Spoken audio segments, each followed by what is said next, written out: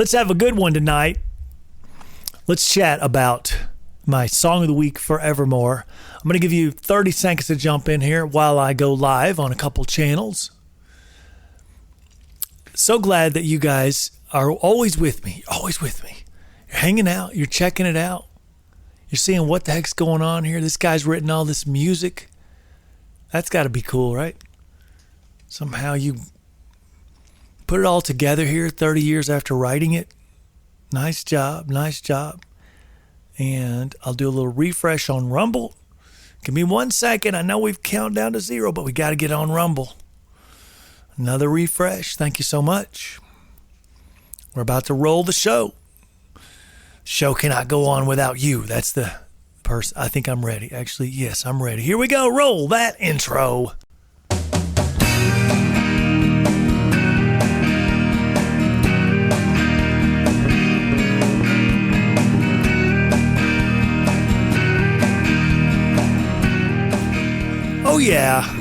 Oh yeah, we are live.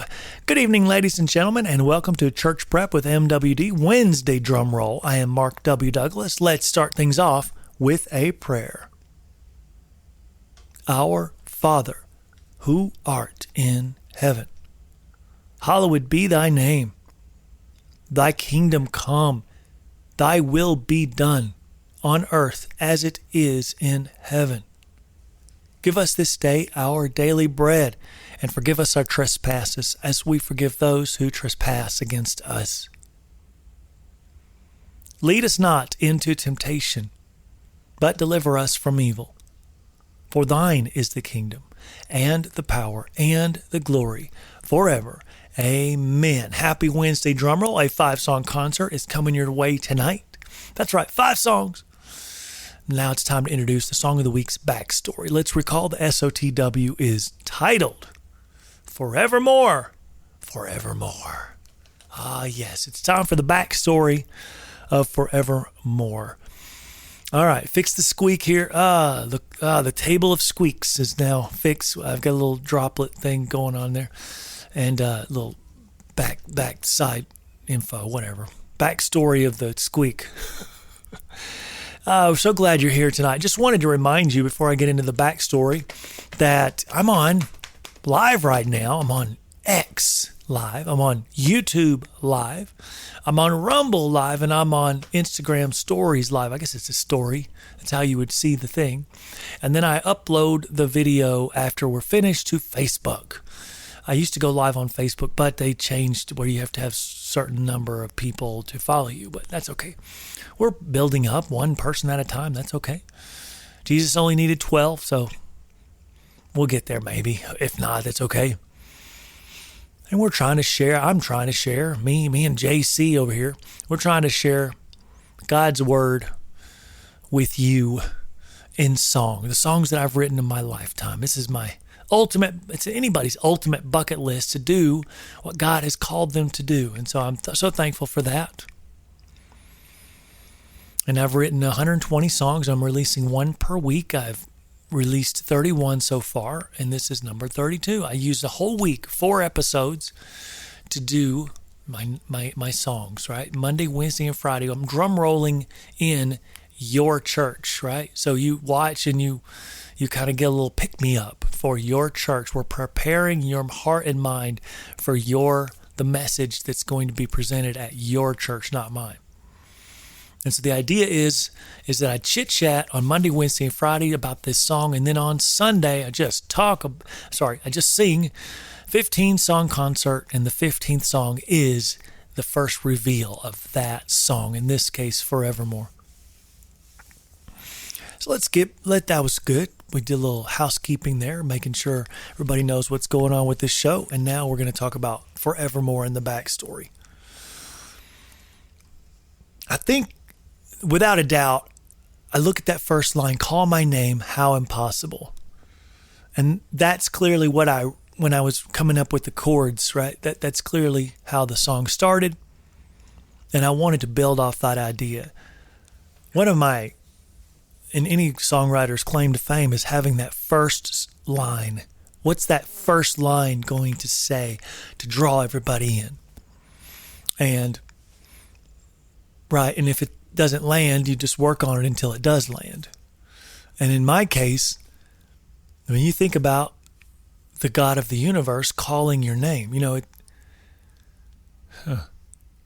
that's a big deal, right? This isn't like a superstar, somebody that we've created in our minds that's a superstar. Look over there. It's somebody famous. And they looked my way. They looked at me. They actually saw my face. That's wonderful. Or maybe that famous person gets up on the mic and goes, "Hey, you out there. Hey, Mark." He says your name out loud. He said my name, or she said my name. They know me now. Isn't that wonderful? A superstar. What if the God of the universe called your name? Call my name. How impossible. And I wanted to build off that idea. Call my name? But really, he did a lot more than call your name, right? He made you. He created you.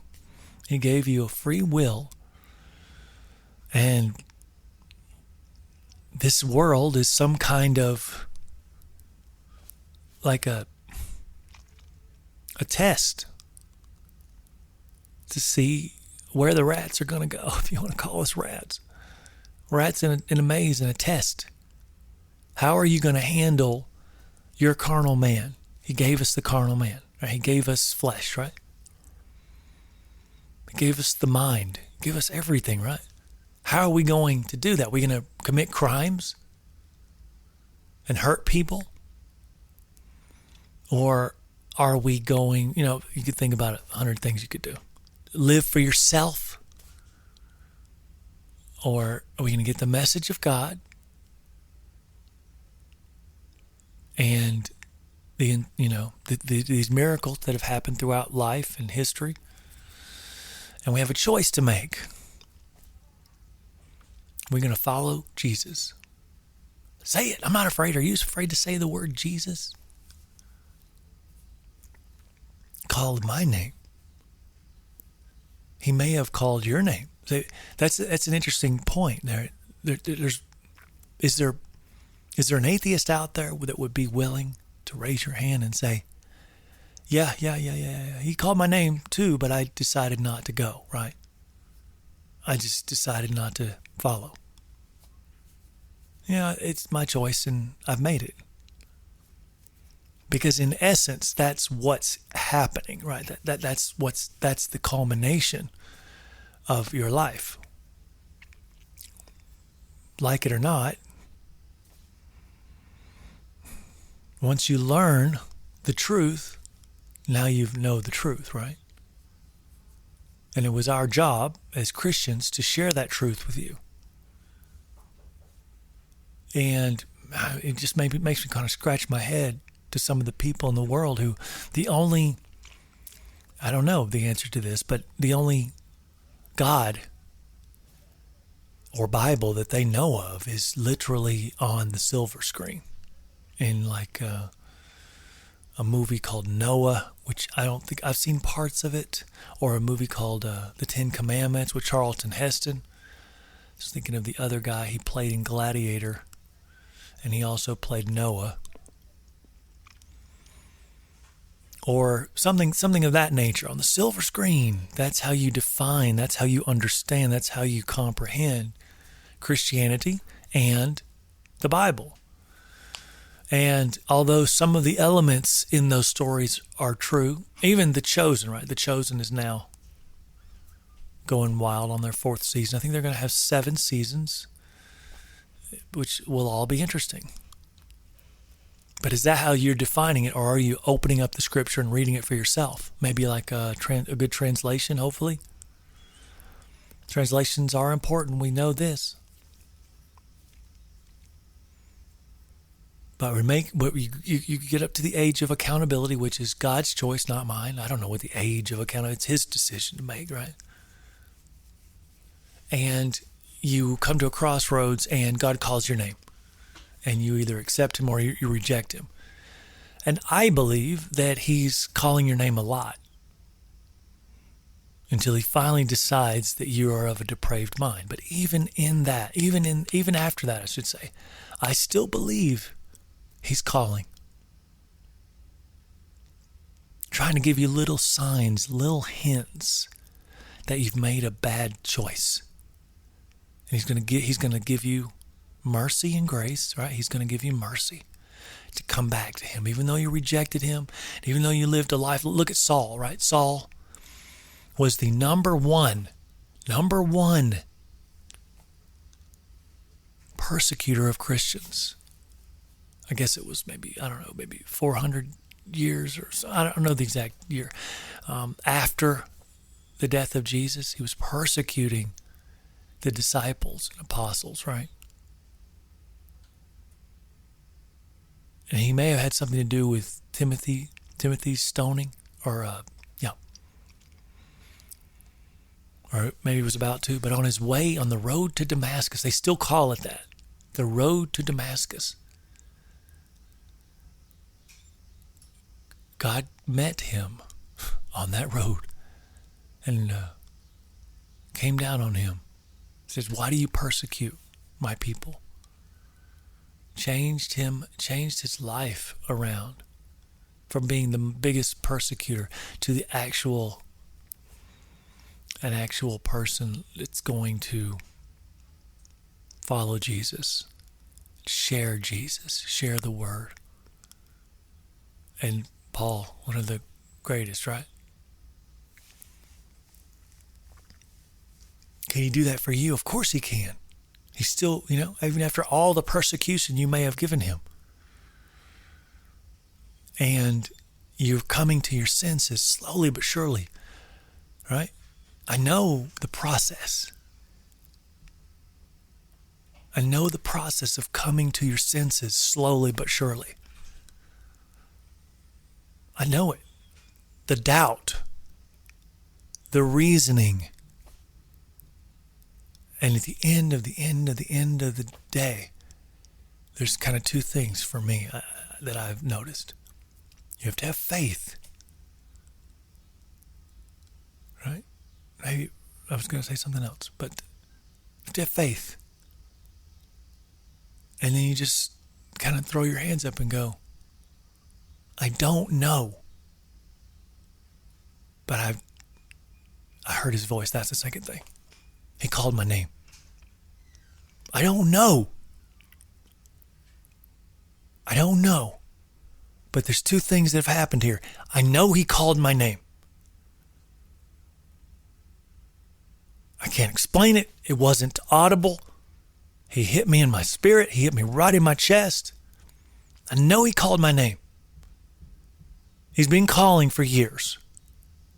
I know the voice, and I keep running from it. And then secondly, I just choose to not understand. I don't know all the answers. Neither do you. The smartest brains in the world, they don't know. But I choose faith. Blind, stupid faith. That's just where I'm at, right? Is that you? Is that you out there? Because that's really that's at the end of the road. That's the crossroads, right? At the crossroads, that's where you're at. You give all these examples of how you got to where you're at, how you climb this ladder of faith or whatever. But maybe at the end of the day, at the end of everything, it comes up to those two choices or those two realizations. I've just decided I'm going to rely on faith because I can't explain it. You can't explain it. And I sound stupid, I'm saying this generically as if everyone's voice is saying, I can't explain it and I'm not smart enough to explain it to you. But I just decided that I'm not going to worry about explaining it anymore. I just decided I'm going to do faith. He called my name. I know it. There's another song that I've already sang many times, right? Well, I forgot the song, but you call my name. Mark. That's the joy you give to me. That's the song. That's the joy you give to me. What a great song that was, right? He called my name. So we're back to the verse. I mean, that started the whole idea, right? Your love is forevermore. Forevermore, my Lord. You call him Lord. It's not a slur. It's not a slur to call Jesus Lord. Your grace is forevermore. We talked about this a little bit on Monday, but let me just go into a little detail here about grace. What is grace, right? Oh, we got grace. Did you hear me last Friday? We literally, I think, read the entire chapter of Romans chapter 6.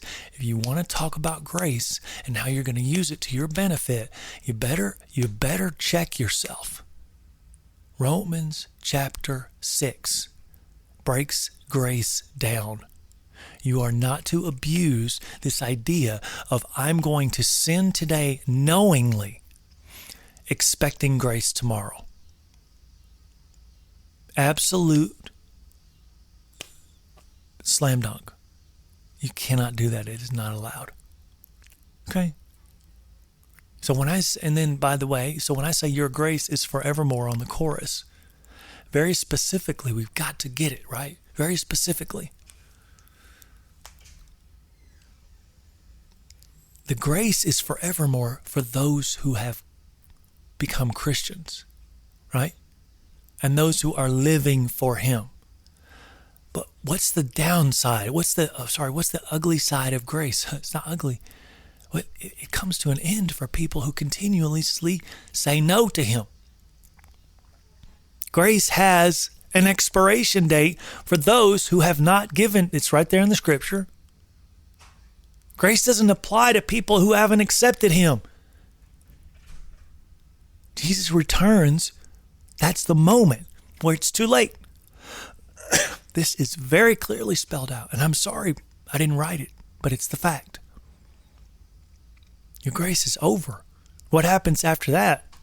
I don't want to get into it. I don't know. I don't know what's metaphoric and what's real. Oh my goodness. You guys have got to watch.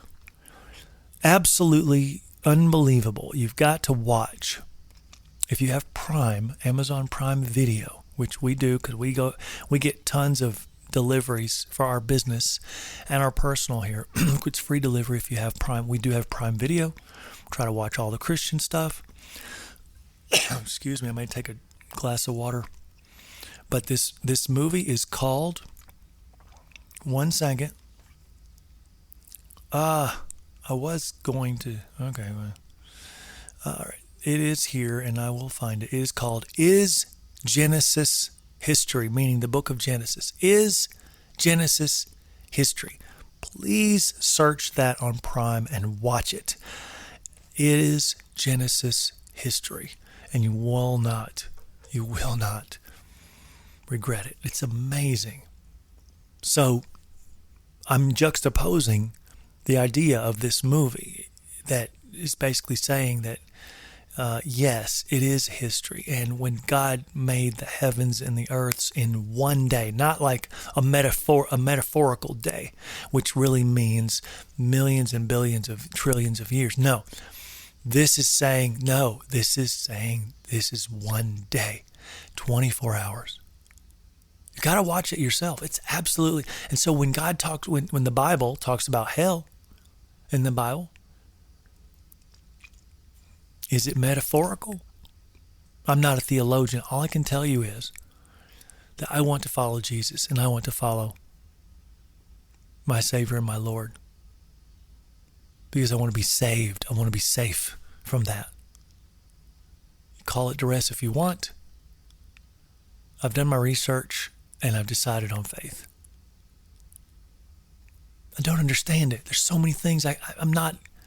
And so sometimes questioning a guy like me, I'm a layman, or a guy like even your own pastor, and asking him all these questions. Sometimes it's like at the end of all these questions that you have, because I've been there, there's still an element of faith. We're not writing a news column story. We're not writing a book here explaining. I mean, think about every person that has given their life to Jesus. Do we need to write a book explaining why we made that decision? No, because at the end of the day, we all are going to rely on faith. I just have faith. There's no explanation for that. There's no, whittling your way, verbal word salad to try to explain it to someone. You're just relying on the fact that I don't know, but I have faith. That's it. Back to the song, and that's where the chorus there, that your grace is forevermore. Saved by sacrifice, that's got to be impossible. I love the idea of when I first started that first line, call my name, how impossible. I love the idea of the impossible versus possible. So I wanted to play with that. Saved by sacrifice, that's got to be impossible, right? Calling my name, that's got to be impossible. How impossible, right?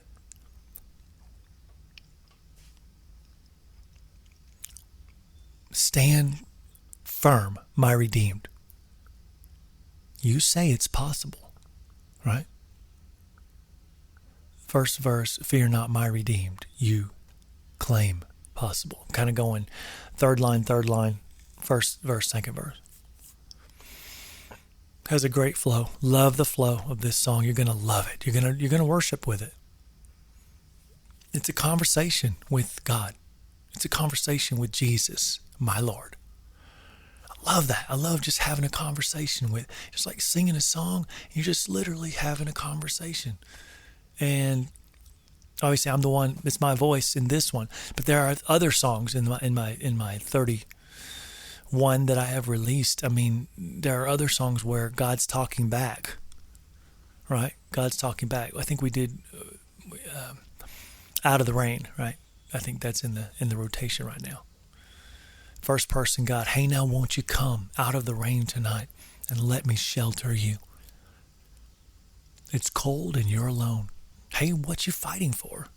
The love you want to find is right here. So, and then it goes back to man, God, man. I love doing that in a song. But now we'll get to the bridge and we'll finish this one out. We come together, standing with Christ. It's time we talk about coming together as Christians, standing with Christ in one accord. This unity binds us. We have to come together as the bride of Christ. We are preparing as the bride of Christ.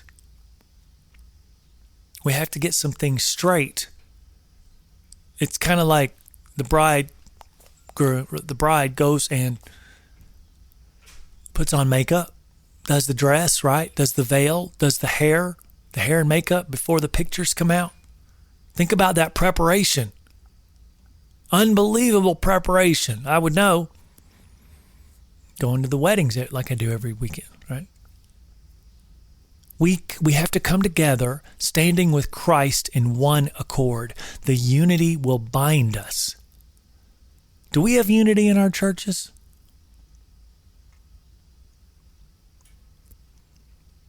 I sense that all these denominations, 44,000 denominations in America alone.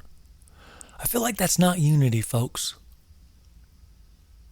Because we all want to pick about theology. I just like imagine we make fun of the government. Let's juxtapose the government with the church right now. We make fun of the government for not being able to, lace a pair of shoes and tie a knot like shoelaces, right? We make fun of them for not knowing how to do anything. And the church is worse. I mean, think about the sickness, right, in our government. The gridlock in our government. How is that not juxtaposed exactly like the church? It's so in need to break the fever.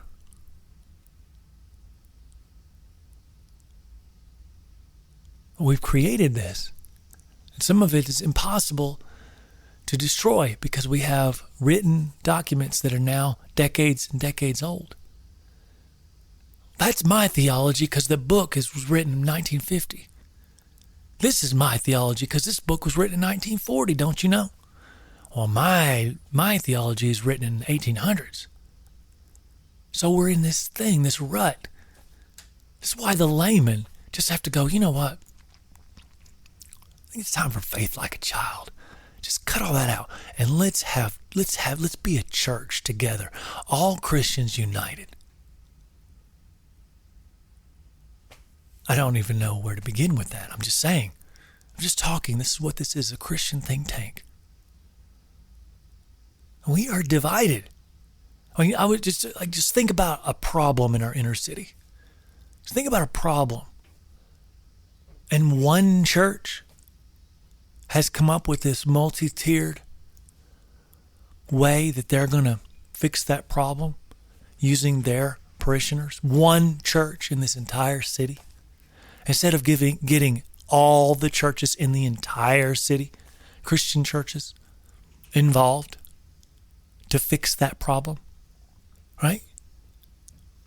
And I've said this once or twice on the show, but it's worth repeating because I'm way over 100 shows now. But do y'all realize why the government does so much? Knock, knock, who's there?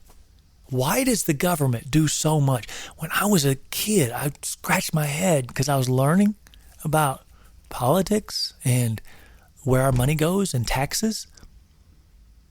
And I realized, reading Titus and Timothy, the books in the New Testament, realizing that the church is supposed to be paying for those bills. But where's the money going? It's going to the pastor so he can pay his mortgage, so he can take his kids to private schools. Where is the money going? It's going to the church, a new building. And in 5 years, we're going to do another building. And in 10 years, we're going to do upkeep on the original building. And the money just falling into the banks or whatever, the loans. I'm going to take a sip. Everything I'm saying can be, you can just look it up. It's true. We're in battle with ourself. We're in a battle with ourself. Now, I'm not saying not all, but most. I have a relative that has these churches. They I guess once a month, the parishioners go somewhere else or to a sister church or something. I don't know. So that Sunday morning is spent at a different church and then they go back to their original church or something like that. That's pretty cool. So that's some unity, right? The unity binds us. We come together standing with Christ in one accord. Not just our flavor of theology. We're talking about one accord as the bride of Christ. Who's going to step forward? I honestly, this is not a cop-out. I don't think that's me. That is not in my lane. But who can step forward and unite the churches? Unite the churches that are willing, that aren't going to sit back and point and go, but my theology and the people before me and Martin Luther. Right? Martin Luther said something. I had a thought on this week, but I don't remember it right now. I mean, seriously, y'all, do you not realize how crazy? I mean, again, when I'm DJing at a wedding, we don't have, let's just pretend, 10 brides for when Jesus comes back. We don't have 10 brides. One bride is decorated and arrayed in wearing this kind of dress from my wife's shop, right? From my wife's dress shop. Bridal gown central over there. And then this bride of Christ, arrayed in this, it's a little different jewelry, a little different makeup, definitely a different hair job, and a totally different dress. And that goes for all of the 10 brides. Is that who? We got 10 brides for when Christ comes back? I haven't even gotten into this subject. But it's absolutely true. What I'm saying right now is you know that true. I looked this up to see. I've looked it up for years, but I never can get an answer. Who first said truth has a certain ring to it? Nobody knows. Okay, it's not attributed to anybody. I even asked Grok, the Twitter king, the Twitter AI. Okay, truth has a certain ring to it. Did you hear what I just said? Are we going to have 10 different brides? In this case, 44,000 different brides for one groom? Are we going to have one bride of Christ? Standing together in one accord. We come together. The unity binds us there in the bridge. Holy, purity, righteously, thankfully, mighty, dependable, unwavering, merciful, justly, fear the Lord, seek the truth, trust His word. Worthy for you, right? I want us to come together, and we have to fix a few things though, right? I talk about the money and how the money has no place in Christianity. And people go like, do you scratch your head and wonder, like, is that true? Is there really, literally, not figuratively, is there literally no room for money in the church? Well, you could say donations, but don't hurt feelings. There is no tithing going on in the New Testament. It's a new covenant. There is no tithing going on. There isn't an inference of tithing ever in the New Testament. Ever. You have to go to the Old Testament for that. The only inference is when the woman gave it all in the old temple. The woman gave her 2 pence, right? Yeah, that was the old way. That was in the current temple, right? And what happened at the crucifixion? The veil in the temple tore in two, was rent in two. It's no longer done that way. We don't need the temple anymore. We are the temple of the Holy Spirit. We can talk directly to God. We don't need an emissary. All right? And we don't need money. Again, Acts 20, 33 through 35. Go look it up. Peter, of all people, the rock. Peter says, I am doing this and me and my helpers are doing this off of our own strength. We choose to do this off our own strength, off our own accord. We are going to do this from the strength of our backs. This is what we do. Of course they accepted donations. So you could say that. Yeah, you could say donations, money, right? I mean, the 5 loaves and 2 fishes were donations. And on The Chosen, the miniseries, season 4, first episode, they have a conversation about it. Why didn't 2 of the disciples had a conversation? I know it's not in the Bible, but it's called inference, folks. They had a conversation about why didn't Jesus take up a 10% offering? Why didn't he take up a 10% offering at the feeding of the 5,000? Because as they said it in the script, these people weren't poor. These people had means. They could have paid something. And then we wouldn't have to ask Zebedee for the monies from his olive grove to help fund our mission. It's not there, and it's not there on purpose. I'm just saying, that's my lane. To wake people up to that. I'm just telling you, whatever you think about breaking that, because it's so easy to go, well, if we don't have people, we don't have tithe, then we won't have any money. Oh, no. It will be the exact opposite. It will be giving. It will be donations to a level you've never known.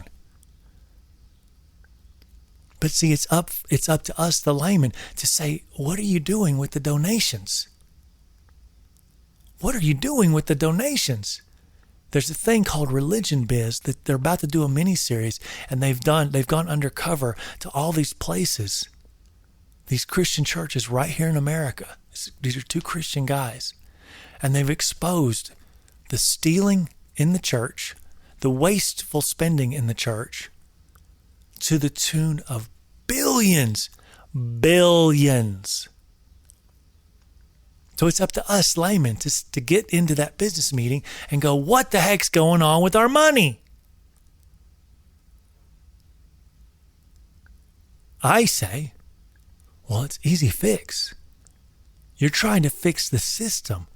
Get out of that system. Get out of that system. You're still the church. You can't get away from that. We can still have church together in our homes. There's no fixing this. This is a gigantic, giant, right? It's a giant that cannot be slain. And it's multiple giants. It's a whole family of giants. These giant religions that are set in their ways are not going to change for you. There's no business meeting come to order where everybody goes, yeah, we're going to stop wasting y'all's money on my kids in our vacation. And my house. Did I mention I have 2 houses? My boat. They're not going to come to order and do any of that. It's going to be more of the same. And they will work their way with their silver tongue to impress you, impress upon you. How do I know this? Because it's currently happening right now. These pastors just become rich, filthy rich, and the people on the board, filthy rich. Why would you be on a board and say, no, this is wrong, when you are benefiting to the tune of millions for some of these pastors? It's sad. What can I say? It's sad. So, I am now. I've got a great setup here for all of the song that by the way, you're not going to want to miss Friday. I have got to tell you now that I am pre-recording Friday's show because me and Sharon are going on our second vacation of the year, but we only take 2.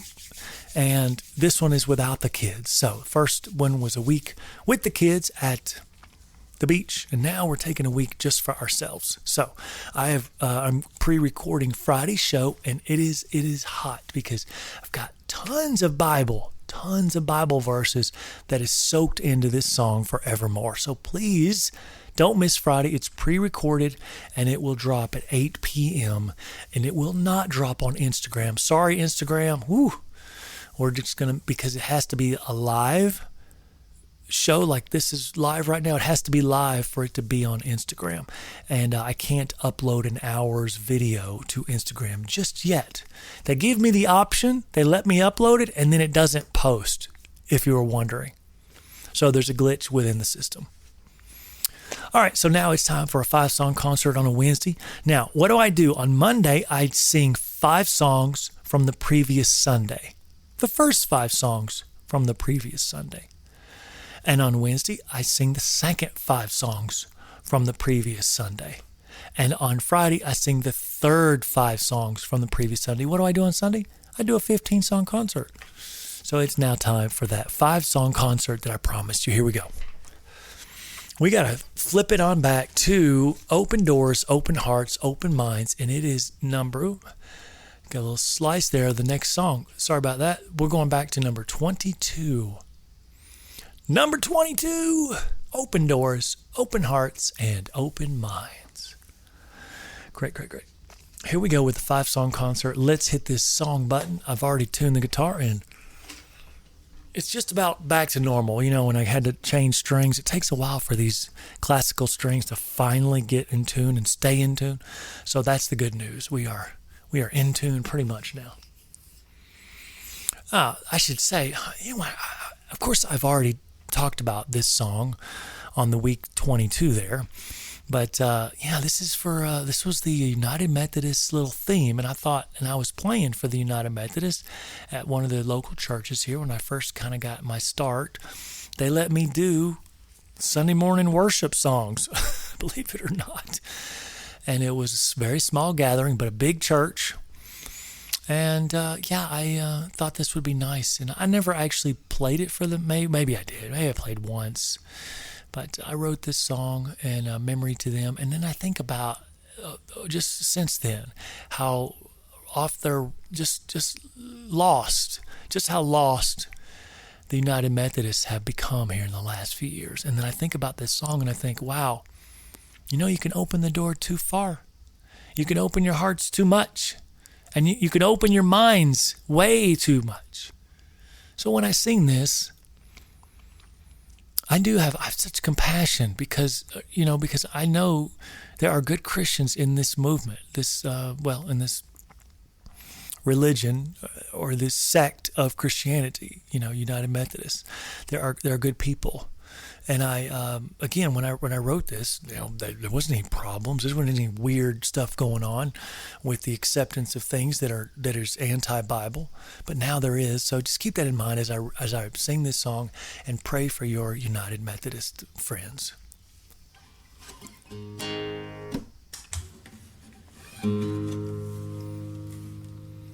If we could have open hearts and open minds, if we could live with an open door all the time,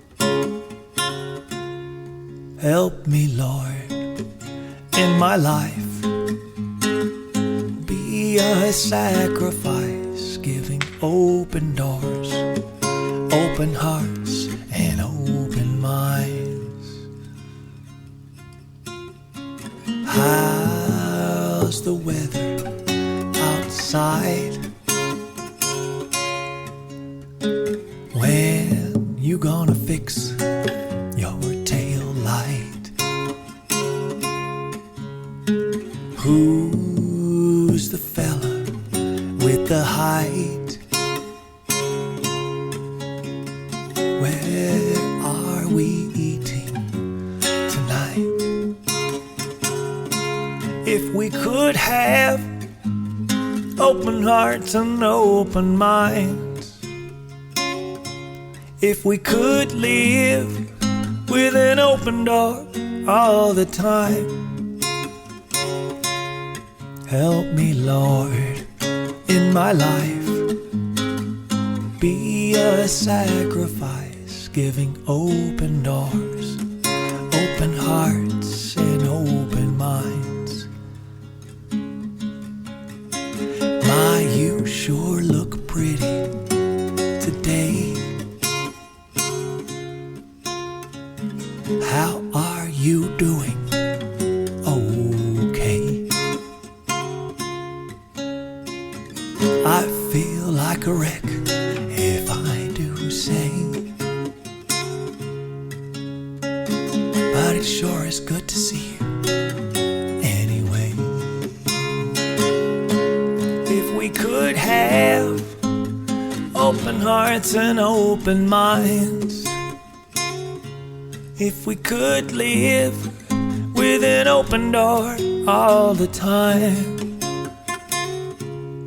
help me, Lord, in my life, be a sacrifice, giving open doors, open hearts, and open minds. Is that somebody new who just walked in? I wonder if they could use a friend. Well, maybe all they need is a helping hand. Oh Lord, can I be the one that you send?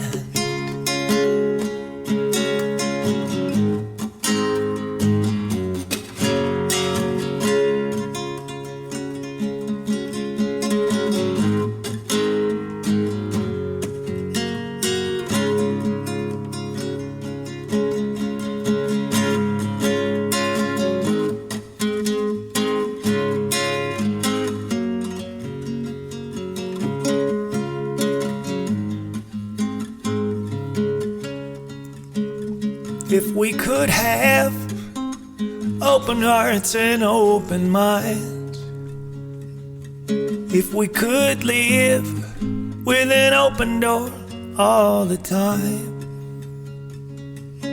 help me, Lord, in my life, be a sacrifice, giving open doors, open hearts, and open minds.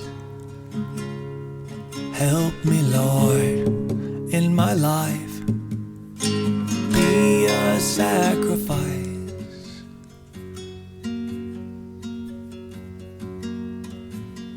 giving open doors, open hearts, and open minds.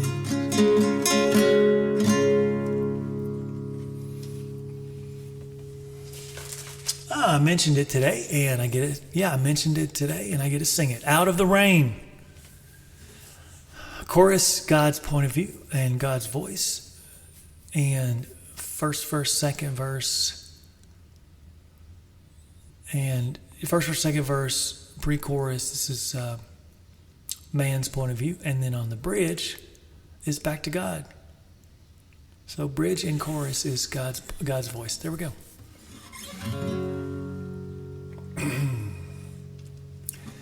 Hey, now won't you come out of the rain tonight and let me shelter you.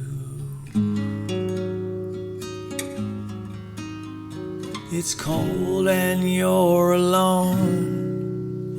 Hey, what you fighting for? The love you want to find is right here.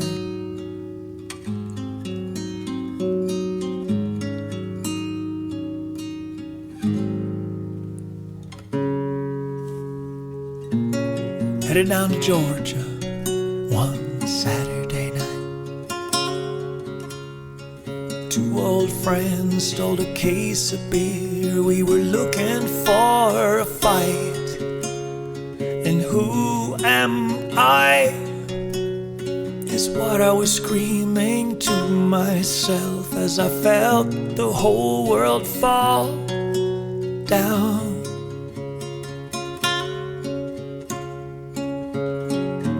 And what if I'd had the time to listen,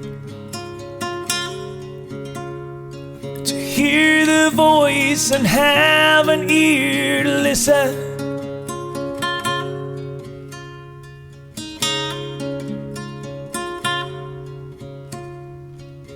Hey, now won't you come out of the rain tonight and let me shelter you. It's cold and you're alone. Hey, what you fighting for? The love you want to find is right here.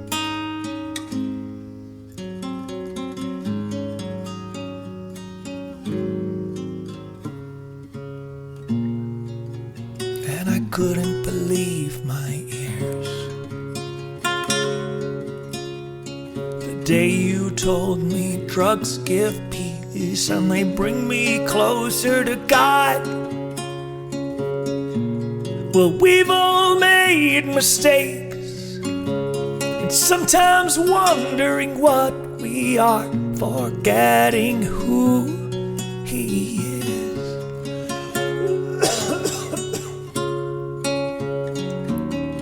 What if I'd taken time to listen, to hear the voice and have an ear to listen?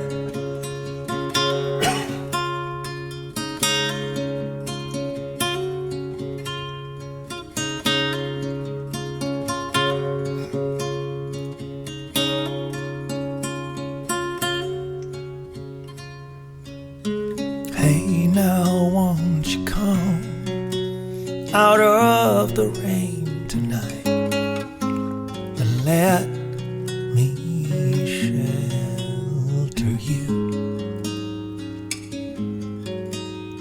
It's cold and you're alone. Hey, what you fighting for?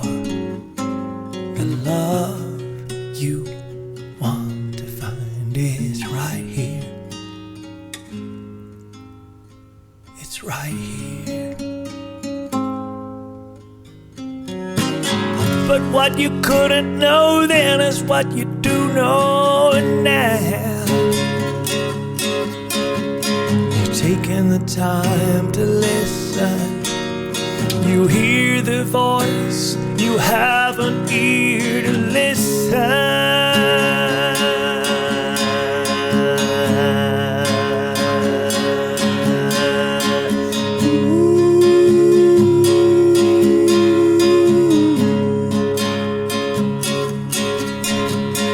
Hey, now won't you come out of the rain tonight and let me shelter you. It's cold and you're alone. Hey, what you fighting for? The love you want to find is right here. It's right here.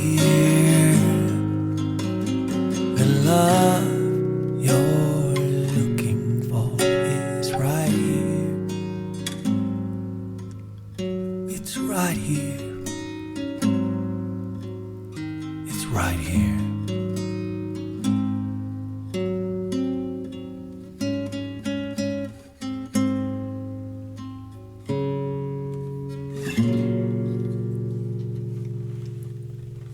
Pick me up, Lord. I'll get some water. Thank you for that. Oh, sometimes, who knows? You never know what's going to happen. With a voice, you just never know. Pick me up, Lord. It's whistling. I'm whistling down the road. Just whistling down the road.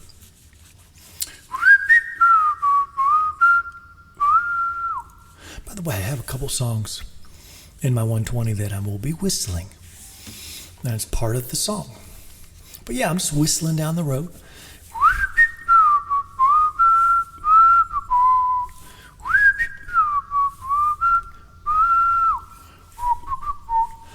Yeah, and so yeah, maybe some horns, maybe a saxophone right there instead of the whistle part. Anyway, kind of imagine it, right? That's a nice one. So here we go, and we got our thumb out because we're whistling down the road with our thumb out. We're like a hitchhiker. That's what you are in this song. You ready? Here we go.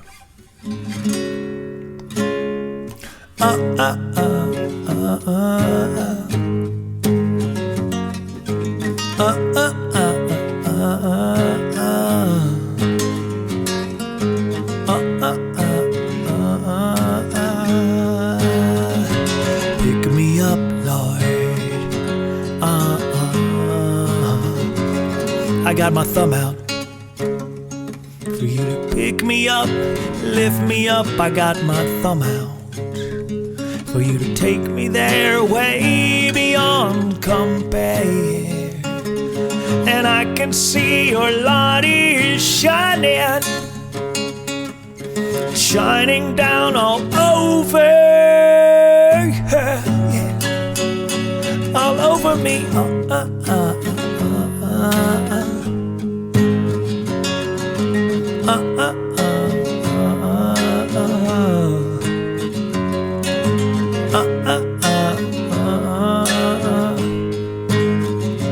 Pick me up, Lord. I got my thumb out. I'm gonna wave you down to the ground. I got my thumb out. I need a long ride high above the sky, and I can feel your love is lifting. It's lifting me so closer from me to you.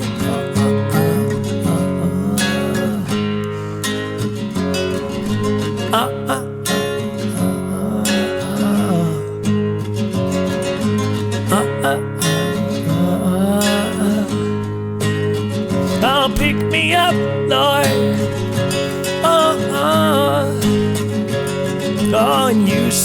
that you wanna be closer and closer to me. Well, maybe all I need is you and me. I'm praying I will be the one.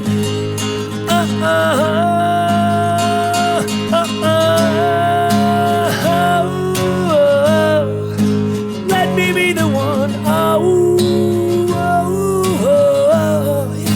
Let me be the one.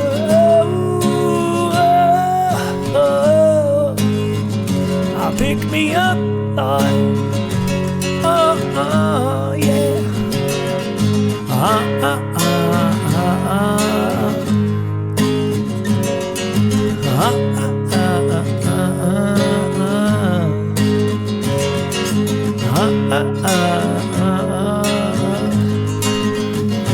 Pick me up, Lord.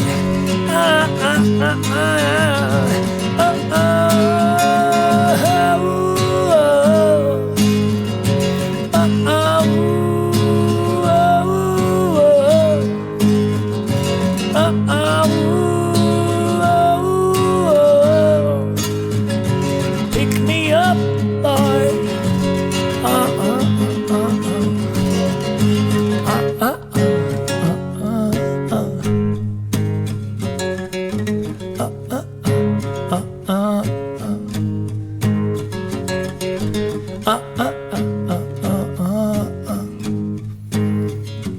Pick me up, Lord.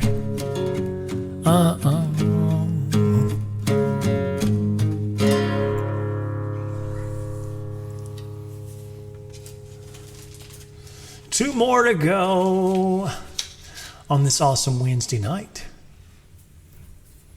Reconciliation, one of my favorites. I love singing this song. I hope you love it as much as I do. I love this song.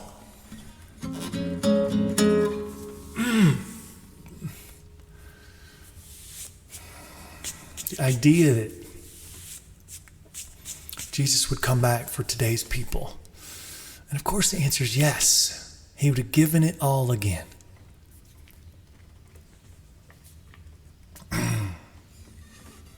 The reconciliation of the heart with the maker of the stars did not come easy. The God of the universe had compassion on the hopeless human race. Then redemption took its place, and He gave His only Son to die for us, for you and me, so that freedom we could see. And He'd have given it all again.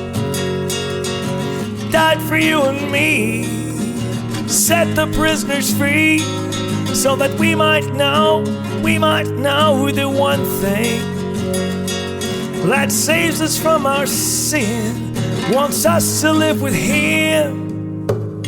The reconciliation of the Son with the Father of the love made freedom easy. The God of the universe gave us freedom, fact and fiction to explore, and the Spirit to implore. And He gave His only Son to die for us. He left His home so that freedom we could know. And He'd given it all again. Died for you and me, set the prisoners free, so that we might know the one thing that saves us from our sin, wants us to live with Him. Why did He love this heart of stone when He reconciled with me? He must have loved more than I know, 'cause He's given everything. And He gave his only son to die for us. I call him King, and forever I will sing.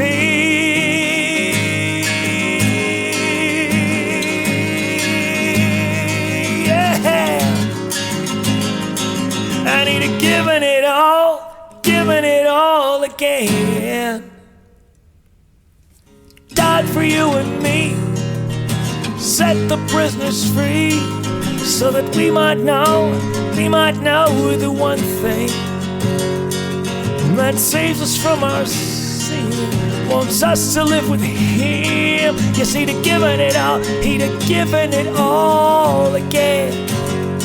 He'd have died for you and me, and he'd have set the prisoners free, so that we might know the one thing that saves us from our sin, or wants us to live with him.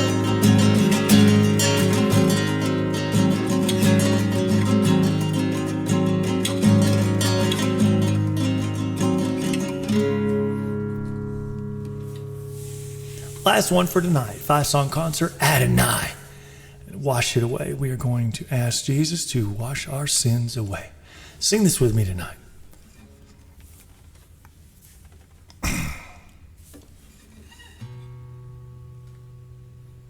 Adonai, will you look into my eyes and wash it away? Wash it away, Adonai. Take the sin from my life and wash it away. Wash it away.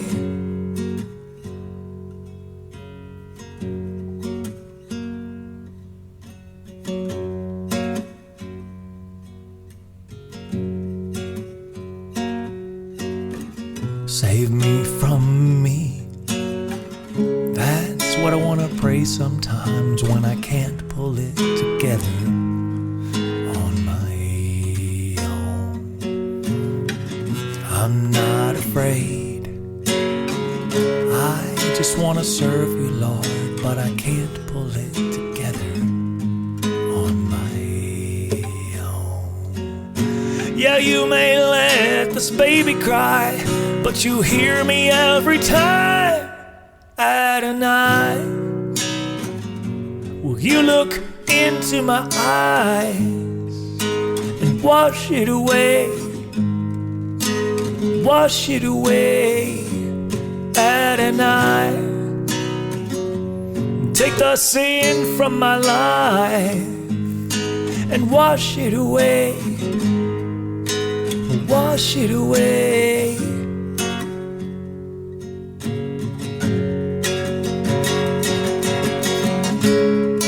Oh yes, I'm a sinner, prideful and bitter. I need help for gluttony, lust, and self-control. Without controversy, I live to be worldly. I talk fine lines, I know it's wrong, but I'm outnumbered. Wake me when it's over, when I'm sober. Adonai, Adonai, Adonai.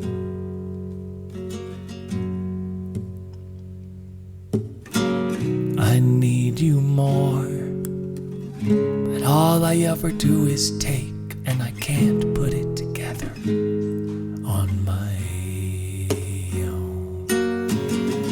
I self-indulge, distraction from your promises. I still can't put it together on my own.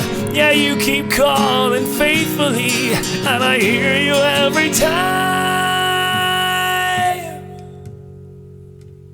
Adonai, will you look into my eyes, wash it away, wash it away, Adonai. Take the sin from my life and wash it away.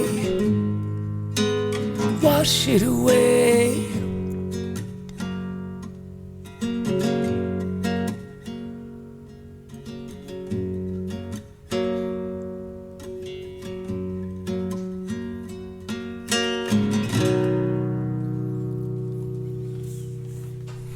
And that was 5. Excellent, excellent, excellent. Good. On a Wednesday. 5 on a Wednesday. Hey. All right, awesome. Let's get some outro here. Don't you go anywhere. I'm on the talk button. Yes, I am. Okay, good. So let's learn more about the show. Would you like to learn more? Check out the description or visit my website, MWDHQ.com. MWDHQ.com.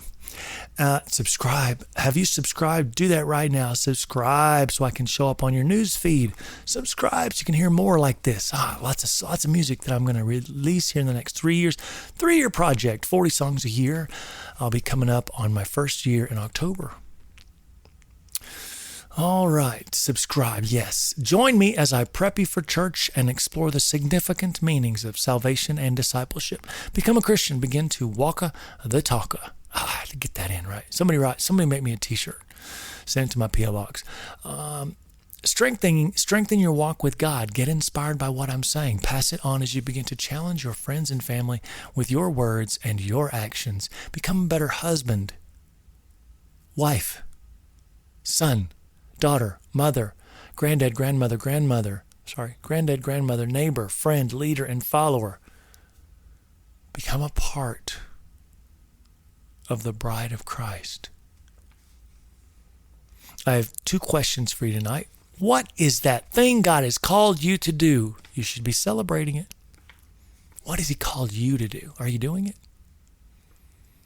And number 2, have you passed it forward by challenging and encouraging someone? On Monday's show, I offered statements you could share with someone. Today, I offer questions to ask yourself. Ask yourself these. Which of the following are relevant to helping you move forward? Becoming better. Super better. Do I truly believe in myself?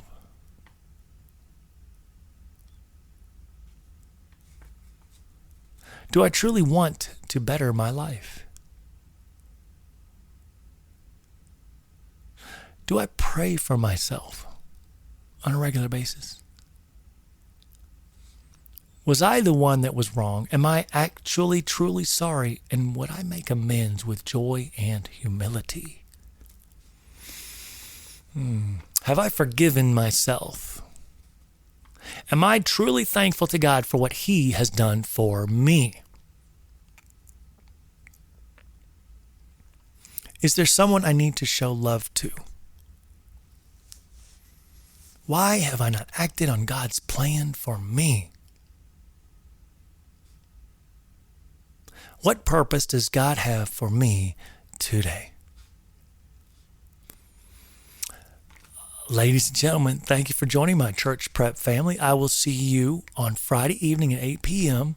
with a pre-recorded Friday show with lots of Bible. By the way, it's hot. I've already done it. It's a hot one. It's a real hot one. You're not going to want to miss it. It's a good one. And, of course, I'll do a 5-song concert for you. That's the Bible Connections. And then, of course, Sunday's show is going to be amazing with 15-song concert ending with Forevermore, number 32. I'm taking next week off, of course, and be on vacation with my wifey, Sharon. To God be the glory.